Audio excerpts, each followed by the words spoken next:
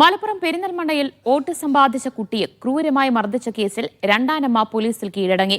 നിലമ്പൂർ സ്വദേശിയും അധ്യാപികയുമായ പ്രതി ഉമേറ പെരിന്തൽമണ്ണ പോലീസിന് മുന്നിലാണ് കീഴടങ്ങിയത്. പ്രതിയുടെ അറസ്റ്റ് രേഖപ്പെടുത്തി.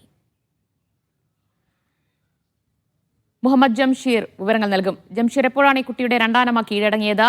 എപ്പോഴായിരുന്നു കുട്ടിക്ക് മർദ്ദനം നേരിടേണ്ടി വന്നത്?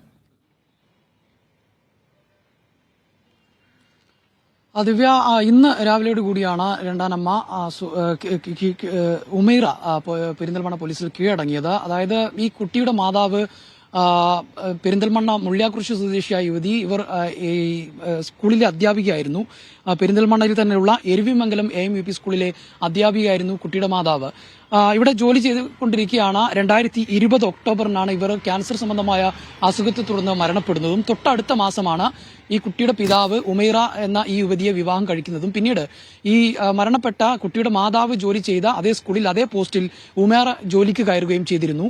ഈ സമയമെല്ലാം തന്നെ ഈ കുട്ടി മരണപ്പെട്ട യുവതിയുടെ ബന്ധുക്കളുടെ, അതായത് ഉമ്മയുടെ ഉപ്പയുടെയും കൂടിയായിരുന്നു ഉണ്ടായിരുന്നത്. പിന്നീട് ഈ കുട്ടിയുടെ പിതാവ് കോടതിയിൽ വഴി കുട്ടിയുടെ സംരക്ഷണം ഏറ്റെടുക്കുകയായിരുന്നു. അങ്ങനെ ആഴ്ചയിൽ 2 തവണ ഈ മാതാപിതാക്കൾക്ക്, അതായത് മരിച്ച യുവതിയുടെ മാതാപിതാക്കൾക്ക് കുട്ടിയെ കാണാനുള്ള അവസരവും ഉണ്ടായിരുന്നു. ഇത്തരത്തിൽ കഴിഞ്ഞ മാസമാണ് ഈ കുട്ടിയെ കാണാൻ പോയ സമയത്ത്, സ്കൂളിലേക്ക് കാണാൻ പോയ സമയത്ത് കുട്ടിയുടെ ദേഹത്ത് വ്യാപകമായ മുറിവുകൾ, പൊള്ളിയ പാടുകൾ, മുറിവുകൾ ഒക്കെ കണ്ടത്. കുട്ടിക്ക് നടക്കാനൊക്കെയുള്ള ബുദ്ധിമുട്ടുകൾ കണ്ടത്. ഇതേ തുടർന്ന് ഇവർ നടത്തിയ പരിശോധനയിലാണ് കുട്ടിയുടെ ദേഹമാസകലം ഇത്തരത്തിൽ വ്യാപകമായ രീതിയിൽ പരിക്കുകൾ കണ്ടത്. ഇതോടുകൂടി ഇവർ ചൈൽഡ് ലൈനിൽ പരാതി നൽകുകയായിരുന്നു കുടുംബം.